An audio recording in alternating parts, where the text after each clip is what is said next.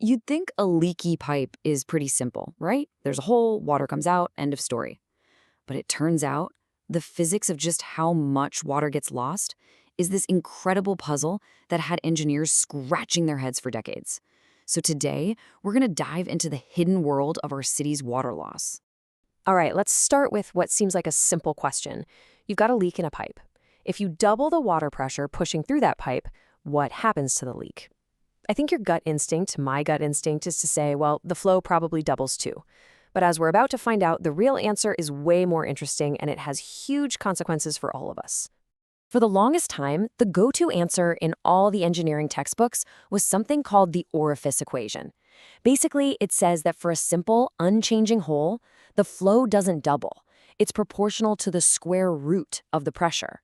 This gives us what's called a leakage exponent, or N1, of 0.5. So in this classic model, if you double the pressure, the flow only goes up by about 40%. And for a while, that was the rule everyone followed. But there was a problem, a big one. When engineers at water utilities were out in the real world trying to manage their networks, the numbers just weren't adding up. What they were seeing on the ground just didn't match the old theory. And this quote right here from the Water Research Commission really gets to the heart of it. They're saying, look, in a lot of our systems, the leaks are reacting way more dramatically than that old 1.4 factor would suggest. This wasn't so minor rounding error, it was a fundamental problem that was causing, in their own words, considerable debate and confusion. So here's the bottom line. That old N1 equals 0.5 model, it was consistently and sometimes massively underestimating how much water was being lost. The real-world pipes were bleeding way more water when the pressure went up than anyone's calculations said they should be. The big puzzle was, why? The answer, when it finally came, was just this brilliant shift in thinking. It turns out a hole in a pipe isn't always, well, just a hole. You can see the shift right here on this timeline. Before 1994, it was all about that classic orifice equation, assuming every leak was a fixed size. But then an engineer named John May came along with this game-changing idea called FAVAD. That stands for Fixed and Variable Area Discharges. And honestly, it changed everything. So here's the core idea of FAVAD, and it's so elegant. It says there are really two kinds of leaks. You've got your fixed area leaks. Think of a clean drill hole. It's not changing size. But then you have variable area leaks. With these, the hole itself actually stretches and gets bigger as the water pressure goes up. A great analogy is a crack in a flexible garden hose. The more pressure you put in, the more that crack bows open. And this isn't just some abstract theory. It connects directly to the actual materials our water mains are made from. The old, rigid stuff like cast iron, they tend to get those fixed area leaks, like little corrosion pits. But all the modern, more flexible plastic pipes, like PVC, they're way more prone to those variable leaks, like long splits or failing joints that literally expand when the pressure cranks up. Okay, so we've got two different types of leaks. But how do we actually measure this difference in a practical, useful way? Well, that's where the N1 leakage score comes into play. Remember that N1 number from the beginning, the one that used to be stuck at 0.5? Well, the FAVAD concept gives it a total makeover. It's not a constant anymore. Instead, N1 becomes this unique leakage score for an entire water system. It tells you exactly how sensitive that specific system's leaks are to changes in pressure. And this table just lays it all out so clearly. A system that's mostly old, rigid pipe, yeah, your N1 is going to be around 0.5.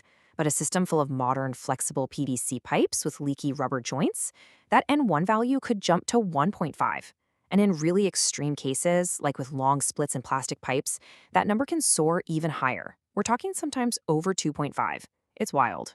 And the impact of this? Oh, it is absolutely staggering. Let's go all the way back to our first question.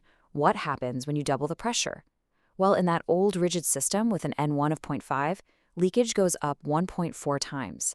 But for a flexible system with an N1 of 1.5, the leakage nearly triples. And look at that last bar. An N1 of 2.5 means doubling the pressure increases water loss by 5.6 times. That is a world of difference. So, you can see why knowing your N1 score is so important.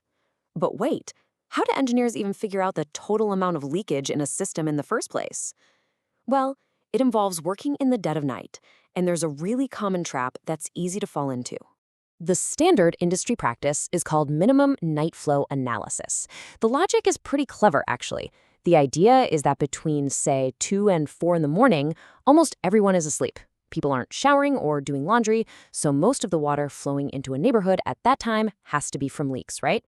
This leads to a really tempting shortcut. You might think, okay, great, let's just measure that lowest flow at 3 a.m., assume it's all leakage, and then just multiply it by 24 to get the total water we're losing every day. Seems logical, doesn't it?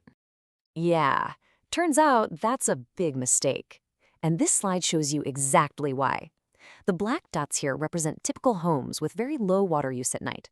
But check out those yellow dots. They represent just a few properties that have something weird going on. In this case, automatic sprinklers running overnight. Their perfectly legitimate water use is so high that it completely blows up the average, making it look like there's a massive leak in the system when there really isn't. So the huge takeaway here is that you can't just look at the total flow. If you don't carefully track down and subtract that legitimate but unusual night use, whether it's from a factory, a business, or even just someone watering their lawn, you can end up overestimating your city's real water loss by an enormous amount. Okay, so we've waded through a lot of physics and late-night flow rates. Why does any of this really matter? Because understanding it is the key to building smarter, more resilient, and more sustainable cities. This FAVAD concept, it's really the golden thread that ties everything together. It's the core principle that links pressure management to accurate leak detection, to assessing the health of our infrastructure, and even to making smart economic choices about where to spend money on repairs. It brings real science to what used to be a guessing game. And when utilities get this rate, the benefits are just massive. Once a city knows its N1 score, it can manage pressure intelligently, maybe lowering it system-wide during the night. And that one action reduces real water losses. It saves a tremendous amount of energy from not having to pump so hard. It puts less stress on old pipes so they last longer, and it leads to fewer catastrophic pipe bursts. It's a win-win-win. So the next time you turn on your tap, just think for a second about the incredible, invisible system that's behind it.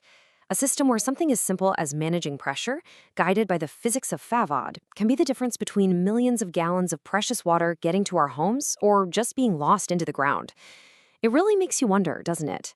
Is your city's water pressure working for you or against you?